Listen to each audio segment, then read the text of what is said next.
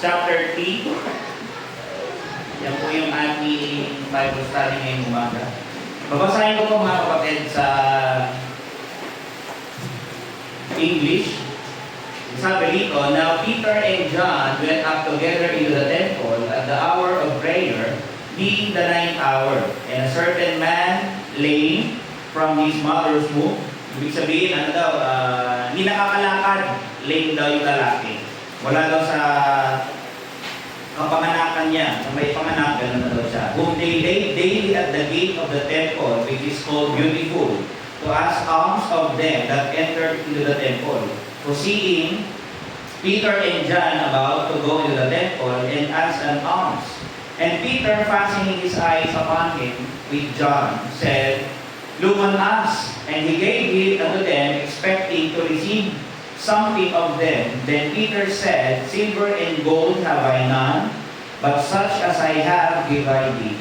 In the name of Jesus Christ of Nazareth, rise up and walk. Sabi ganun ni Peter and John.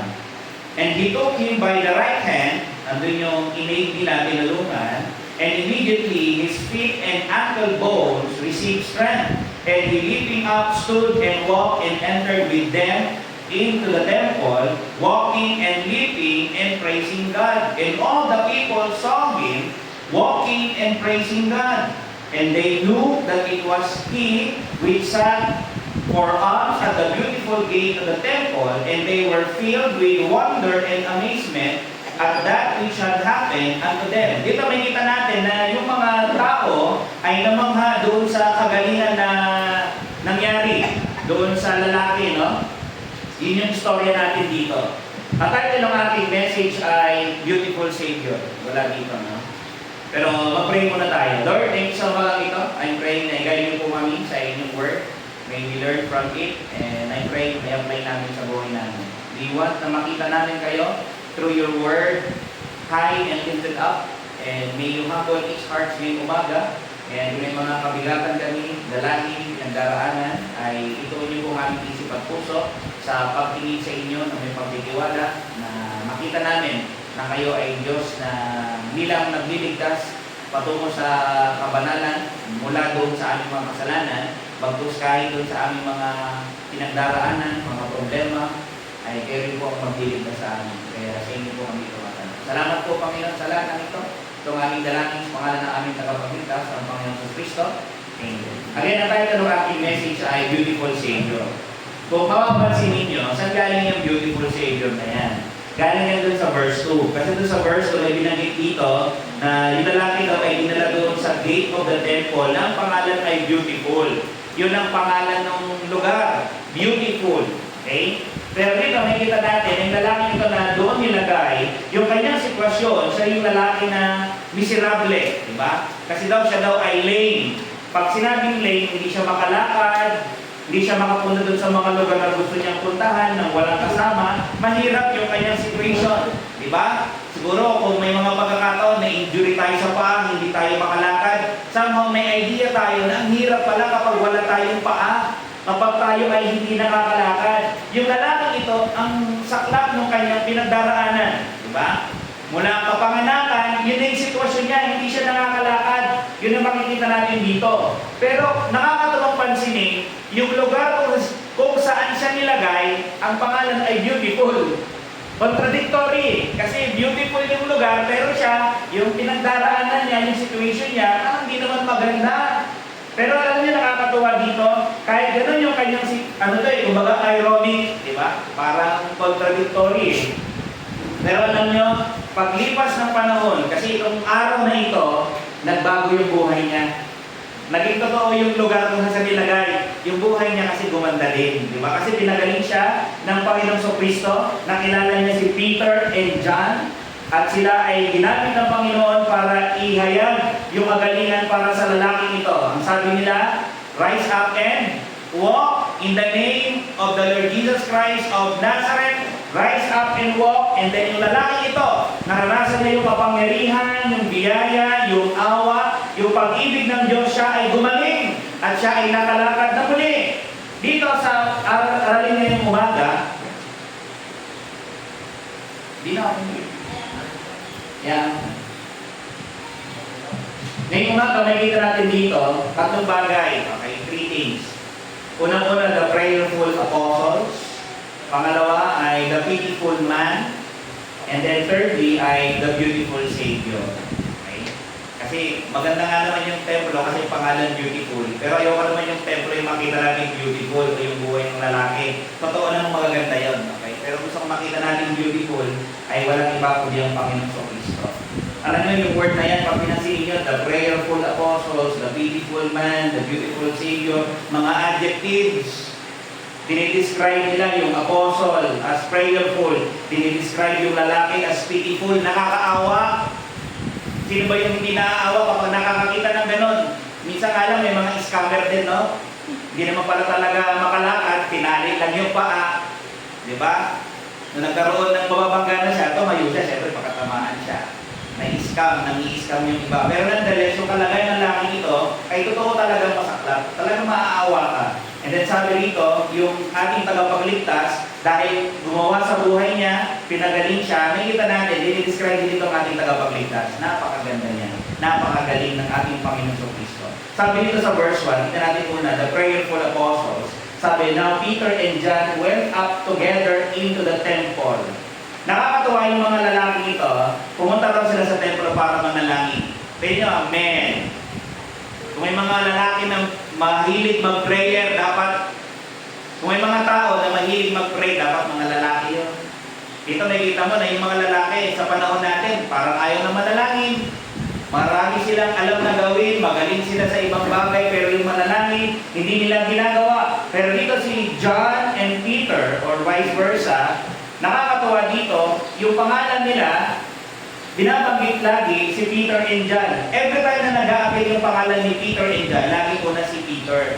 Kasi bakit? Kasi si Peter ay prominent na leader doon sa kanilang group ng mga apostles. Pag maalala ninyo doon sa Matthew 10:2, ang sabi doon, now the names of the 12 apostles are these. The first, Simon, who is called Peter.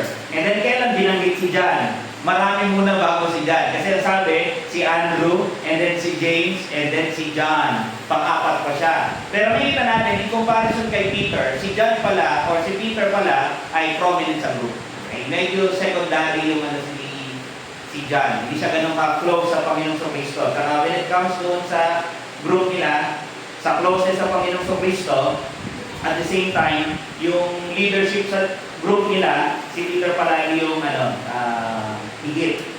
Sa Transfiguration, makikita rin natin yan. Ang sinama ng Panginoong Kristo ay si Peter, James, and John. Okay, nakita niyo lagi yun? Lagi una si Peter. Laging second, or third, or fourth, itong si John. Pero something nakakatuwa dito, bakit lagi sila magkasama? Kasi dito sa templo, alam natin apostle sila ng Panginoon na umakyat ng Panginoong Kristo sa langit, tapos yung mga disciples, ginagawa pa rin nila yung mga gawain doon sa templo. Pupunta sila para manalangin. May mga respective time para sila ipupunta rin manalangin. Ginagawa nila yan. Apostles na yan ha. Pero nakakatawa dito, baka maitanong ninyo, bakit ganoon na lang yung mga lalaking ito? Baga close sila. Alam nyo, hindi lang sila apostles eh. Kumbaga, nakakilala lang sila kasi apostles. Alam nyo po, si John and Peter, or Peter and John, sila ay business partners. Mga fisherman yung mga lalaking ito. Pag tingnan natin sa Luke chapter 5, verses 5 hanggang 10, may kita natin na nung nakahuli sila ng marami, tinawag nila Peter ang yung kabilang bangka. Sila John, para tulungan sila. Eh bakit ganun? Kasi nga, business partners sila. Hindi lang sila co-apostles, sila ay mga business partners din. At dito sa ating passage, nakakatawa pag napansin nyo, sila ay prayer partners. Kaya hindi masama yung nagkakaroon tayo ng prayer partners. Bakit? Biblical naman. Yung mga, nakakatawa ito pag inisip natin eh. Hindi ba nakakatuwa yun o how blessed na tayo pupunta doon sa templo or pupunta tayo doon sa church na may mga kasama na the same yung mind. Pumunta tayo sa church, mag-pray tayo, sumamba tayo, maglingkod tayo, magbigay tayo, ipakita natin yung pagmamahal natin doon sa mga kapatiran, mag-fellowship tayo. Di ba maganda yung ganon? Or maganda rin, punta tayo sa church or magkasama tayo, i-share natin yung Word of God. Ito yung maganda yung mayroong companion. Kasama mo yung kapatid na naglilingkod sa Panginoon. Sabi nga ng Psalm 122 verse 1, I was glad when they said unto me, let us go into the house of the Lord. Maganda yung may nagyayaya. Eh, hindi masama yung magaya. Halika, matay sa church. Samahan mo ako. Makinig tayo kasi ganun din naman nung una.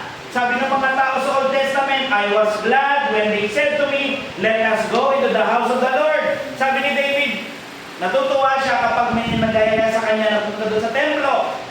Kayo, ano nararamdaman nyo kapag mayroon nagyayaya, papunta sa church para mag-aaral ng salita ng Diyos?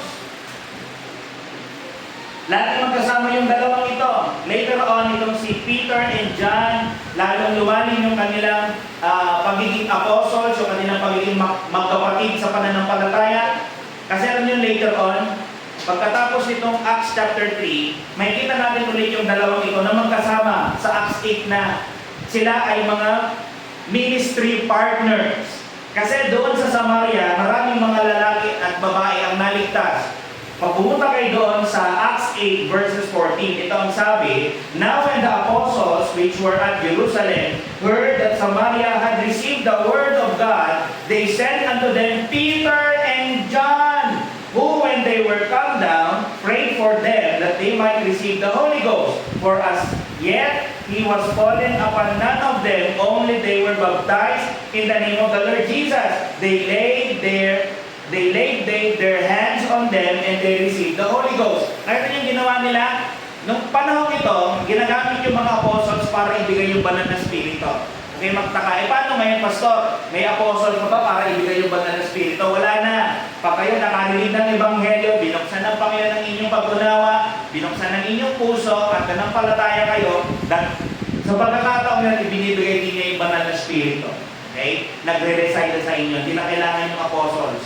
Okay? Nung time lang ito, may apostolic time na pwede nilang gawin ito. Pero sa time natin, hindi na. Pero nakakatuwa itong dalawang ito, no? Bilang sila business partners, co-apostles, prayer partners, mga ministry partners din sila, no? Baga, magkaiba yung personality nito eh. Okay? Kasi si John and James, tinatawag silang the sons of thunder. Lord, tatawag na ba kami ng apoy from heaven para parusahan sila? Ganun yung kanilang ginagawa. Ganun yung kanilang sinasabi. Pero bagaman magkaiba yung kanilang personality, amazingly, they have something in common. They love God and are devoted to Him. Mahal nila ang Diyos, kaya devoto sila. Imagine, pupunta sila doon sa templo. Binanggit dito yung purpose nila eh. Pupunta raw sila sa templo to pray and worship. Common practice yan ng mga Jews during that time. In-exemplify din naman ng Panginoong Kristo yan eh. Diba nang pumunta rin siya sa templo? Baka siya pumunta sa templo para manalangin. Kaya lang pagdating niya doon, marami siya nakita ng titinda. Ano ginawa niya doon sa mga seller and mga money changers? Ang sabi niya, sa verse 45 ng Luke 19, and he went into the temple and began to cast out them that sold therein and them that bought, saying unto them, it is written, my house is the house of prayer, but ye have made it a den of thieves. Sabi niya gano'n. Umalis kayo dito, yung tahanan ko, yung tahanan ng Diyos, supposed to be, ay tahanan para kung saan pupunta kayo at mananalangin. Pupunta kayo para hanapin ang mukha ng Diyos. Kaya lang ang ginawa ninyo, ginawa itong lugar ng mga magnanakaw. Or kuta ng mga magnanakaw. Yung kanilang purpose ay doon ay para manalangin. Pero binanggit din dito yung kanilang time. Ito, inote ninyo, napakaganda. Hindi accident na nilagay eh. Doon sa chapter 3 verse 1. Bakit nilagay yung time dyan? In the 9th hour. Sabi nila, ano yung 9th hour na yan? Yan po ay Jewish way of rendering ng time. Ganyan sila mag-take ng time. 9th hour, 12 hour, 6 hour, ganun yung kanilang rendering ng time. Pero anong oras yan, Pastor? Yung 9th hour. Sa time po nila, yan ay 3 p.m. ng hapon. Pumunta yung mga apostles ng hapon doon para sila ay manalangin. Alam nyo, ano to eh, this is a quite very memorable time. Kasi alam nyo, maraming nangyari during dyan sa 9th hour. Alam nyo ba, nung nagkaroon ng duelo si Elijah, kaka yung mga prophet si Baal, alam nyo anong time yun? 9th hour din. Tapos alam nyo ba, yung kay Daniel, nung siya ay nanalangin, Sinagot siya ng Panginoon during 9th hour, dun sa Daniel 9:21. Tapos ang Panginoong Kristo nung siya ay nanalangin ng my God, why hast thou forsaken me? Kaya lang, hindi sinagot na ng Panginoon kasi kailangan siyang may sakripisyo. Alam niyo anong oras din? 9th hour. Tapos ngayong pagkakataong ito, nung pumunta sila Peter and John, this is also 9th hour. Alam niyo, pumunta doon yung apostles for the purpose na sila ay manalangin at a very specific time. Hindi nila alam kung sino yung makakasalamuhan nila doon. Hindi nila alam kung sino may encounter nila doon. Pumunta sila doon para gawin lang yung bagay na ito as they were led by the Spirit. Alam nila, this is the right thing to do. Devoted sila sa Diyos. They want na mag-worship sa Panginoon. They want na mag-pray doon. Hindi na alam kung sino naghihintay doon. Pero maganda dito, yung buhay ng apostles, they are available para kung sino man yung tao na pwede nilang mapaglikuran. Dapat ganun tayo eh. We are available para tumulong sa iba. Pagdating nila doon sa templo, meron silang nakita. Sabi doon sa verse 2, and a certain man lame from his mother's womb was carried, whom they laid daily. Itong lalaking ito, dumpo Kaya siya naging ganon, yung lame. Pagkapanganak, ganon na siya. Eh ba't siya nandun? Araw-araw siyang dinadala. Bakit siya dinadala? Para manlimos. Naranasan niyo ng manlimos? Ang hirap ng kanyang kalagayan. Dinala siya doon sa gate ng templo na ang pangalan ay Beautiful. Sabi ko nung kanina, earlier, this is an unfortunate circumstance para doon sa lalaki. Imagine, hindi siya makalakad. May mga tao na hindi makalakad, di ba? Meron din tao na hindi makapagsalita. May tao na hindi makakita. May tao na hindi makarinig.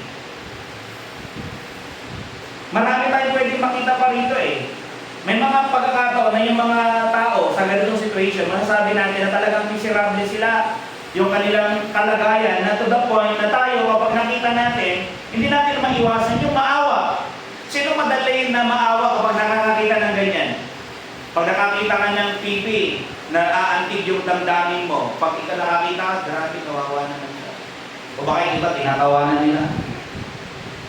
Alam niyo, ang hirap ng situation niya, pag pumunta kayo ng Acts 4:22, may kita mo doon, gano'n ba siya katagal na gano'n? Sabi doon, binanggit yung edad niya For the man was about 40 years old, on whom this miracle of healing was shown. About 40 years old, hindi na alam mo anong exact, pero about 40 years old. Imagine, pagkapanganak niya, never siya natutong maglakad. Never siyang makaranas maglakad. Kung nakakalakad kayo ngayong umaga, magpasalamat kayo sa Diyos. Eto, 40 plus na siya, hindi pa siya marunong maglakad. Never niya na-experience yung maglakad. Umaga, siya no walk since birth. Ang hirap. Mas okay pa to, mas mahirap to kaysa doon sa no boyfriend or girlfriend since birth. May ganun daw eh. Mas mahirap ito. No walk since birth. Hindi siya nakapaglakad. Gusto niya may gawing bagay, hindi naman niya magawa. Kaya anong ginagawa niya? Dinadala na lang siya ng magulang niya doon sa templo para manlimos, para kay paano kumita. Yun ang sabi dito. Di ko alam kung ano yung motibo ng parents, kung masama ba yung ano nila, di ko alam. Pero kumbaga dating, araw-araw siya pupunta ron, dinadala, manghihingi ng pera, kumbaga may trabaho din siya. Ginawa rin siyang money-making machine. Ang ginagawa niya, pag nandun siya, nanlilimos siya, maawa na po kayo. Pahingi naman po ng konting tulong. Ay, anong pangalan mo? Ganyan-ganyan. Kailan ka pa ganyan? Wala po nung bata ako, ganito na po ako. Ay, ganun ba? O ito. Ganun yung nangyari sa lalaking ito. Ang hirap yun Alam niyo, pakiramdam na nanghihingi kasi wala ka. Dumating na ba kayo sa ganung point? Pwede ba makahingi kahit ano? Kasi walang manataka. Ito, ganun yung situation mahirap din sila. Imagine, crippled na siya. One thing yung isang bagay yung hindi siya makalakad. Another thing yung mahirap pa. Kasi di naman lahat ng di nakakapaglakad, bulong po, nanlilimos, di ba? Pero ito naman lahat na.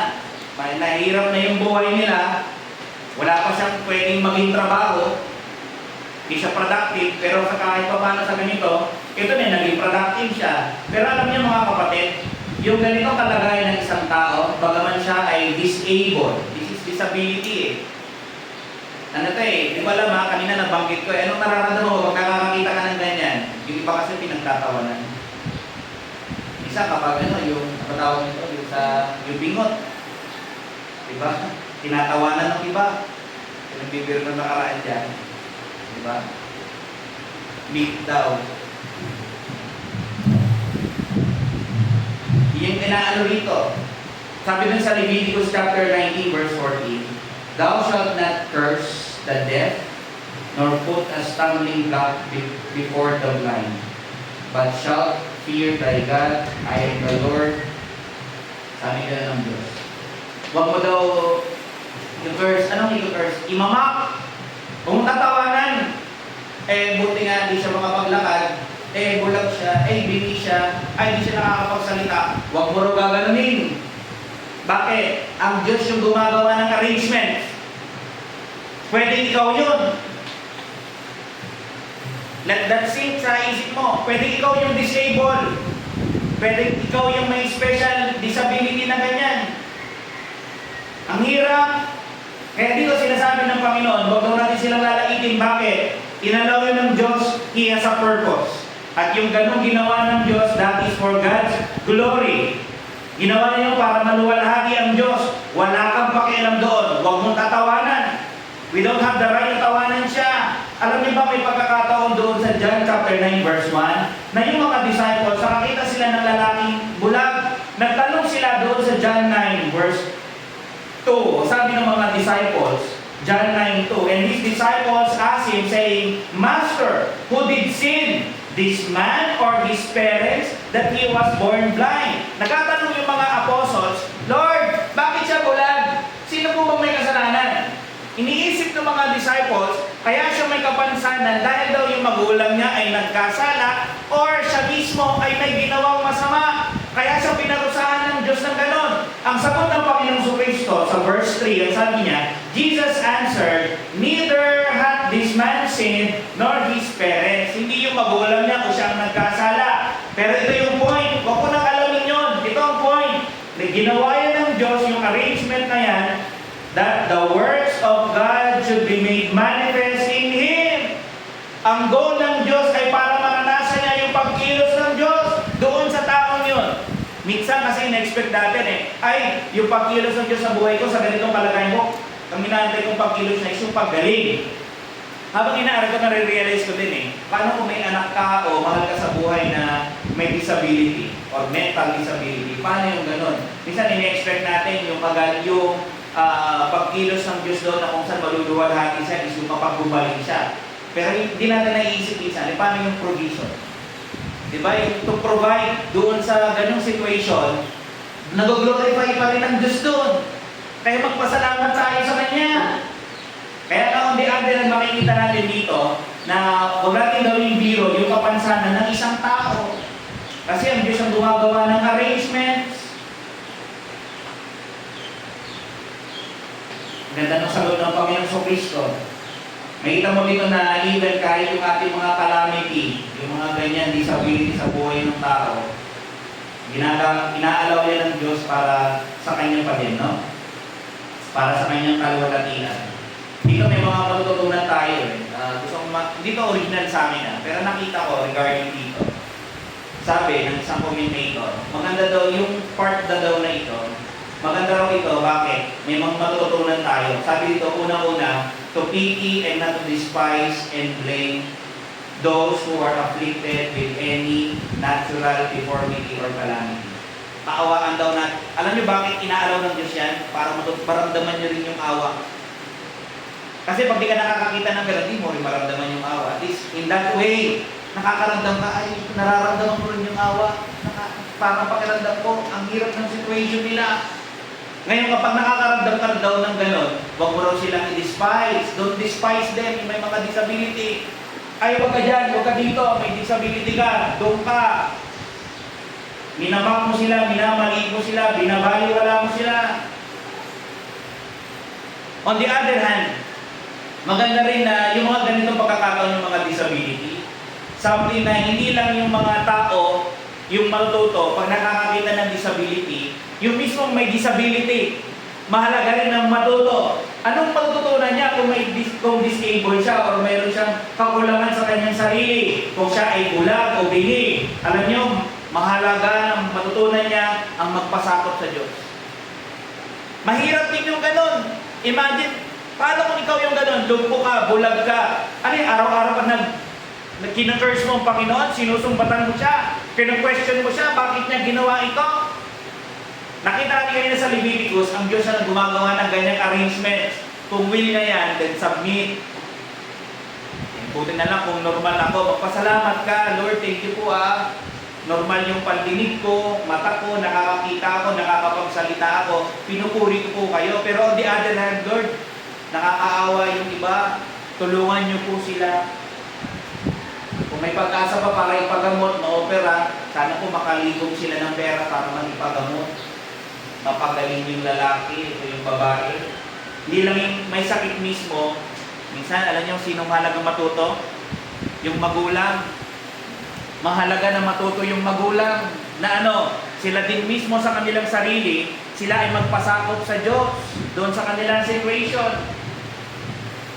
Saka mahalaga na tutunan natin, ito kasi minsan kapag may mga ganyan daw sa buhay ng isang tao, laging kina-question, siguro may kasalanan ka. Pero natin sasali, di ba sinabi ng Panginoon kanina, Lord, sino po may kasalanan sa kanila? Yung nanay ba o siya mismo? Hindi na ganun kahalaga daw yun. Ang mahalaga, mag-glorify ang Panginoon through that situation. Kung na natin alamin, siguro may kasalanan ako, kaya naging ganun ang anak ko. Pwedeng ganun, pwede rin hindi natin alam. Ang Diyos na nakakaalam. Alam niyo, maganda rin sa kanyang situation na experience natin yung pagkilos ng Diyos. Kaya, let me ask you, are you normal today? Normal ba? Kompleto ba yung kamay mo? Nakakarinig ka ba? O, ang ibig mo sabihin, wala ka bang disability? Kasi kung wala, pasalamat talaga kayo. Hindi ko alam kung anong rason mo, ba't ka nandito? I'm giving you a reason bakit ka mag-worship and be thankful may umaga. Because you're simply normal. Baka di mo alam pumunta ka dito, di mo alam ano kaya rason mo ba't ako nandito. And this is the reason, one of the many reasons bakit ka mag-worship sa Diyos. Hindi na lang yung lalaki doon sa templo ng beautiful para magmakaawa doon. Ano daw ito? Sa Acts 3:11, this is tinatawag din na Solomon's Porch. Okay? Malaki daw yung gate na ito, tsaka maganda raw according sa mga historian. Pero we can really sabi nila gano'n. Nung nakita to nila Peter, sabi nila, nakita nila yung kalagayan ng lalaki, tinignan nila intently, yung lalaki nagpatingin din sa kanila. Papunta na sila sa templo, sa mo lagyan natin ng ng reenactment. Papunta na yung dalawa doon with the purpose na mag-pray, mag-worship sa Panginoon. Yung lane nandun na, siguro maaga din nila ng magulang. Mula umaga pa nandun na, imagine ang init siguro doon. Pero yun ang gawain niya mag-ingi, yun ang trabaho na niya manlimos Pagdating nila Peter doon, napatingin sila gano'n, yung lalaki napatingin din sa kanila. Then sabi ni Peter, look on us, sabi niya gano'n. Siguro, iniisip niya, ay, baka bigyan ako nito mga to, kaya napatingin yung lalaki. Pero sabi ni Pedro, kaya lang, ang sabi ni Pedro, silver and gold have I none, but such as I have give I thee. Hindi ko alam kung anong naramdaman niya. Ano ba yan? Wala ka palang gold and silver. Wala ka palang inibigay sa akin. Pero sabi ni Pedro, may ibibigay ako sa iyo kung ano yung meron ako. Sabi niya, in the name of Jesus Christ of Nazareth, rise up and walk. Si Pedro, walang pera. Pero he was willing to help. Ano yung tulong na ibigay niya? Pinagaling niya yung lalaki. He pronounced healing doon sa lalaki. Gumaling yung lalaki. Dito may kita natin na sa kapangyarihan ng Panginoon Kristo, dahil sa kanyang pangalan, gumaling yung lalaki. Paano nangyari yun? Nakalagay doon sa Mark chapter 16 verse 17. Bago umalis ang Panginoon Kristo, nagbigay siya ng Great Commission. Ang sabi doon sa verse 17, sa Mark 16:17, and these signs shall follow them that believe. yung mga apostles. In thy name shall they cast out devils, they shall speak with new tongues, they shall take up serpents, and if they drink any deadly thing, it shall not hurt them. Kahit daw makainom ng lason, matuklaw ng ahas ng mga mandag, di raw sila mamamatay.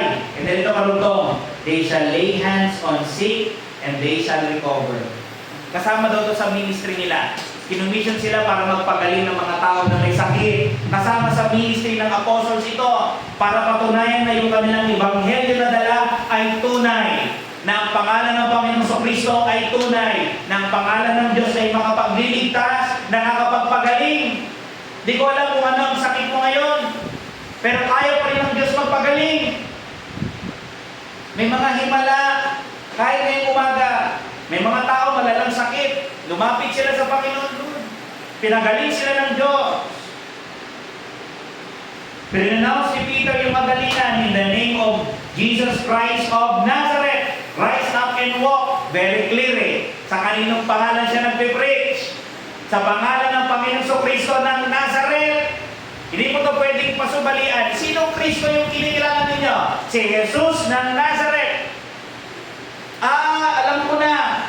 Yung nangaral for 3.5 years at naipako doon sa krus at nag-resurrect, nabuhay na nagmuli, and then nagbilin sa apostles and then umakyat ulit sa langit na marami ang nakakita. Yes! Yun yung aming ipinapangaral. Walang iba kundi ang Panginoong Kristo. Alam niyo nung pagkakataong ito, nung sinabi ni Pedro na in the name of Jesus Christ, rise up and walk, and then inalalayan siya ni Pedro, alam niyo nangyari? Immediately his feet and ankle bones received strength. Yung kapangyarihan na kay Kristo. The moment na sinabi nila in the name of Jesus Christ, rise up and walk, and then hinawakan nila yung kamay, sige, tumayo ka na. Tumayo yung lalaki. Nakatanggap ng lakas yung kanyang mga binti. Bakit lakas? Kasi nga, mahihina. Alam niyo, trinay ko itong aralin eh. Dinibignan ko ito eh. Yung ano ba yung nangyari dyan. Pero nakakatuwa, binigyan ng lakas ng Panginoon yung kanyang mga binti. Dito may kita natin yung, ito na yung pangalan ng lugar na beautiful. Tapos bagaman miserable yung buhay niya, ito na, bumanda na. Naging beautiful na. Bakit? Yung dati na lumpo, ngayon, nakakalakad na. He was made whole. Alam niyo ba yung ibig sabihin ng word na beautiful dyan? Ang ibig sabihin pala yan, figuratively, ay flourishing. Or physically, blooming or whole. Parang gano'n ang idea. Buo. Kaya ngayon, pag sinabi natin, ay beautiful na talaga siya. Beautiful na. Kaya yung lesson dito, parang tatlong beautiful. Beautiful temple, beautiful yung hill, yung lalaki, and then the beautiful Savior. Ganda nito eh, no? I hope na ma-appreciate natin yung bagay na ito. Itong nangyari ito, sa time ng prayer, sa buhay ng lalaki, ginawa ito nila Pedro sa harapan ng maraming tao. Yung kanyang mga feet, yung paa, alam niyo yung ankle bones? Sa paa, part ng paa yan, yung mga ankle bones na yan. Tinanay ko tignan itong itong lameness, yung pagiging lugpo, or lame, or limping. Sabi daw dito, regarding dito, medically, sabi, lameness or limping can affect almost any bone in the leg. But the exact bones involved depend entirely on where the pain is located and the species. Usually daw, nagkakasakit daw yung mga buto natin dito. Nawawalan ng lakas yung mga buto. In human medicine, lameness is clinically referred to as a limp or analgic gait. It is not a specific disease. Hindi daw ito sakit, but rather an adaptation to pain, weakness, or structural issues in the lower limbs. Alam niyo daw, kapag ang nangyayari daw, may issue daw yung mga buto-buto natin dyan. Ang ang nangyayari daw, yung lameness, yung pagiging hindi makalakad, adaptation na lang daw yun kasi wala kang lakas eh. Hindi na talaga siya gagalaw. Sabi, hindi daw ito necessary na disease, disability nga. Bakit nagkakaroon daw ng ganyan? Pwede rin yung mga physical trauma. Kaya lang sabi sa kanya, pagkapanganak, gano'n na daw eh. Mula bata, paglabas sa nagtataka siguro yung magulang, ba't ganito yung batang ito? hindi gumagapang. Pag gumagapang, lumalaki na, kamay lang yung gamit. Hinihila yung kanyang mga paa. Ba't ganun? Wala siyang lakas. Parang lantutay lang yung paa niya. Walang strength. Ganun siya mula pagkabata. Ngayon ko tuloy na imagine niyo yung hardships niya, no? Wala pagkabata, ganun lang yung kanyang ginagawa. Pwede na ito, cause daw nito ng physical trauma. Dala ng fracture, baka may nangyari daw doon, or joint inflammation. Pero may nabasa akong sabi, most likely ito daw ay dala ng structural deformities. Pwede rin daw na gano'n. Nung paano daw siya nabuo, may mga discrepancies or joint deformities dun sa kanyang mga joints. Kaya nung pinanganak siya, hindi siya makalakad. Walang strength yung kanyang mga buto. Kaya lang alam niyo maganda, Jesus overcame those things. Yung mga deformities na yon, Jesus overcame. Yung mga structural issues, Jesus overcame. Kaya niyang ayusin lahat yun. At an instant, yung lalaking ito gumaling sa verse 8, and he leaping up stood. Di ba inalalayan siya? First time niyang tumayo. Hindi niya alam maglakad. Nakakakita siya ng mga naglalakad, yung paa, ginaganon. Pero hindi niya alam. Kaya nung pag-alalay sa kanya, napalukso siya. Nag-aaral pa lang siya maglakad. Kailan kayo natuto maglakad? 6, di ko alam. 1 year, iba-iba. Pero ito, above 40 years old. Natuto siya maglakad, above 40 years old. Galing, no? And then sabi dun sa verse 8, and he leaping up stood and walked and entered with them, kasama niya yung mga disciples, into the temple, walking and leaping and praising God. Sinamahan niya na yung mga disciples na magpupuri sa Panginoon kasi siya, nakaranas siyang pagaliin siya ng Panginoon sa Kristo. Dito nakakatawa kasi yung lalaki na gumaling, pumunta siya sa templo para purihin ng Diyos, ina-attribute niya na yung healing na naranasan niya is from God through His beloved Son, the Lord Jesus Christ of Nazareth. Ina-acknowledge niya. Alam niyo, nakakatawa dito yung una niyang paglukso na ganon. Ito daw ay an expression of joy. Na sobrang saya niya. This is my first time makaranas na yung pa ako malakas. Ganito pala yung saya. Baka hindi ko natin alam, no? Kasi sabi dito, leaping eh. Iba ba yan dun sa jumping? Hindi. Leaping is a type of jumping. Yung jumping, ano pinag-iba? Tinignan ko yung jumping daw, usually involves, pag tumatalong ka, sabay yung dalawang paa. Pagtalon mo, dalawang paa, sabay aangat sa lupa, and then bababa, sabay. Jumping. Ano yung leaping? Yung leaping, pag isang paa, and then sa kabilang paa, bababa ka, nagagamit na yung kabilang paa. Leaping. Yun ang pagkakaiba. Pero lalaking ito, teka lang, napaano siya? Kasi nga nagpa-practice pa. Later on pa niya nakalaman, ay ganun pala yung maglakad. Mauuna yung isang paa, tapos susunod yung isang paa. Ilalayo mo yung hakbang. Ganun pala yung maglakad. Ngayon ka lang natutunan. Di ba, pagtalo niya, ganun, aba, ganito pala yun. O maglakad ka na, siguro, hawak pa ni Pedro. Sige, kaya mo yan. Saan tayo pupunta? Diretso na tayo sa templo. Magpe-pray tayo, mag-worship tayo sa Diyos, mapapasalamat tayo. Ang ganda.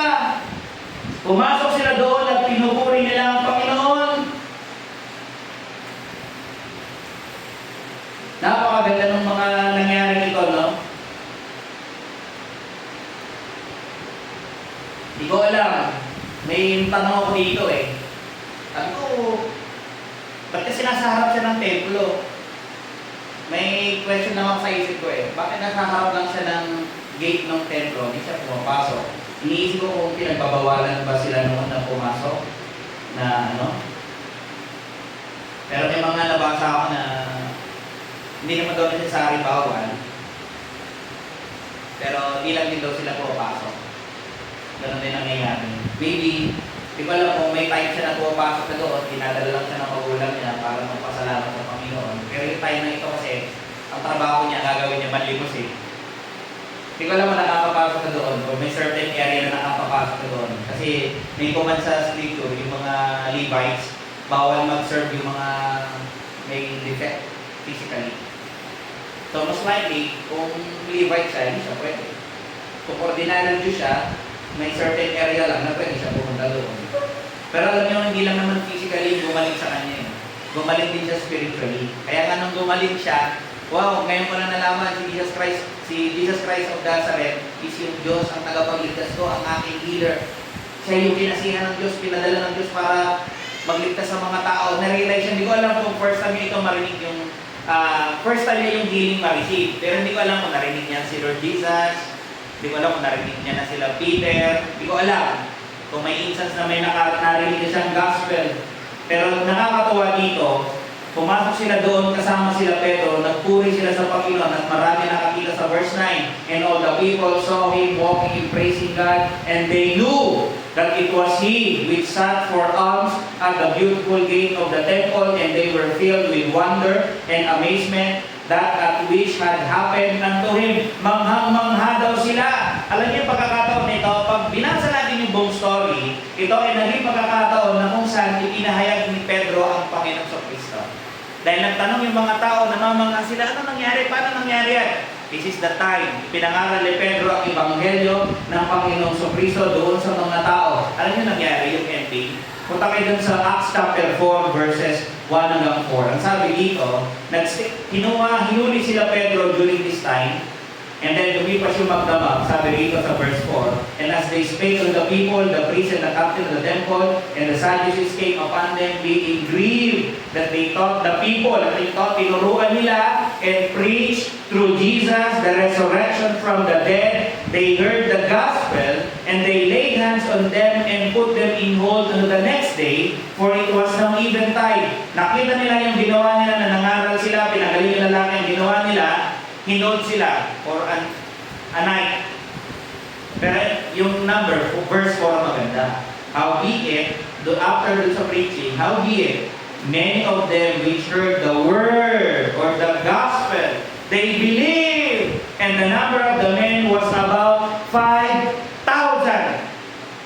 Napakasarap! Ang ganda nito! Imagine at one preaching, 5,000 yung na-save. Kaya lalo na eh. Ito, hindi na yung beautiful na lane yung gusto ko makita nyo. Ang gusto ko makita nyo yung beautiful, si Lord Jesus. Siya lahat gumawa nito. Ine-exalt niya yung sarili niya. Maraming tao nakakilala sa Panginoong Kristo. Nakaunawa, nakarinig ng Ebanghelyo, at nanampalataya, ipinagkatiwala nila yung kanilang sarili doon sa kanyang ginawa sa krus. Yung mga tao ito na nung una, nire-reject ang Panginoong Kristo. Ito yung time. Tinanggap na nila ang Panginoong Jesus. Tinalikuran nila yung false beliefs nila noon. Akala kasi nila impostor siya eh. Ngayon nila na-realize, naku, tama pala. Siya talaga yung Messiah na matagal na natin inaantay. Alam niyo, ginawa nila, they embraced Christ and His truth wholeheartedly. They became followers of the Lord Jesus Christ. Ito na, nakikita nila yung beautiful Savior. Ito yung bagay na gusto ko ma-experience mo today. Yung lalaki, gumaling physically and spiritually. Same thing yung gusto ko sa'yo. Ma-experience mo din yung healing ng Panginoon, both physically and spiritually. Para ikaw mag-live, mag-walk, and praise God today. Pupunta ka rito, I have reason. Bakit ako pupunta rito? To worship God and to praise God. Bakit? Siya yung nagpagaling sa akin, both physically and spiritually. Sana makita mo siya ngayon na so beautiful. Na dahil lang sa kanyang pangalan, ganito paano nangyari lahat yan? Gumaling yung lalaki because of His mighty name. Ganun ka makapangyarihan ng pangalan ng Panginoong Kristo. Minsan, sobra naman kasi ina-abuse naman ito ng mga Pentecost eh. Lahat na lang nakagawin nila in blank name. Lahat na lang in blank name. Naging ano na lang siya, ordinary. Pero hindi ganun. Ganito ka makapangyarihan ng pangalan ng Panginoon Kristo. Kristo. Alam niyo ba sa pangalan lang din niya tayo pwede maligtas? Acts 4:12, neither is there salvation in any other, for there is none other name under heaven given among men whereby we must be saved. Sa isang pangalan lang, pwede kang maligtas. Sa pangalan ng Panginoong Kristo ng Nazareth. If you will believe ngayong umaga, you will be saved. Ikaw ay mapapatawad sa iyong mga kasalanan. Kaya bigyan ko kayo ng ilang practical things as I end. Pwede ito yung takeaways or yung lesson ngayong umaga. Ngayong umaga, gayahin natin si Peter and John na magkasama. Yung mga magkakapatiran, dapat lagi rin kayo magkakasama. Biblical yun. Kayo ay nagkakaisa. Sabi nga doon sa Psalm 133 verse 1, behold, how good and how pleasant it is for brethren to dwell together in unity. Si Peter and John, they are in unity. Harmony silang dalawa. Kung tayo doon bro, mag-pray tayo, mag-worship tayo. Baka may makausap tayo doon. Yes bro, no problem. Punta tayo doon. Pangalawa, makita natin dito. Sa dalawa, makikita natin, let us be intentional in our worship and prayer. Litin ko ha, yung prayer and worship should be intentional. Kailangan you decide, ipurso mo. Hindi yung something na, ay may problema ako, magpe-pray nga ako. Eh paano pag wala? Ay, mayroon akong blessing, makapagsimba nga, birthday ko ngayon eh. Yung iba ganun eh, nag-worship, nagpe-pray kapag birthday lang. Eh gano'n kalalang yun, isang taon. Kaya nga, we should be intentional every Sunday, every Friday, kung ano yung designated time na tayo ay magsama-sama to worship God. Pumunta tayo. Let us be intentional. Pangatlo, hindi lang ito basta action eh. May kasamang emotion. Hindi pwede na nag-worship ako, emotionless. Hindi ganon. Let us worship with a joyful heart. Good yung action, pero good yung intention, pero dapat andun din yung emotion. You are really happy.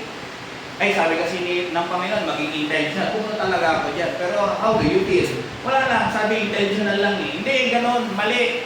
Dapat andun yung heart natin, katulad sa 2 Chronicles 29:30. Sabi doon kay Hezekiah, moreover, Hezekiah the king and the princes commanded the Levites to sing praise unto the Lord with the words of David and of Asaph the singer. Ano sabi nila? And they sang praises with gladness, and they bowed their heads and worship.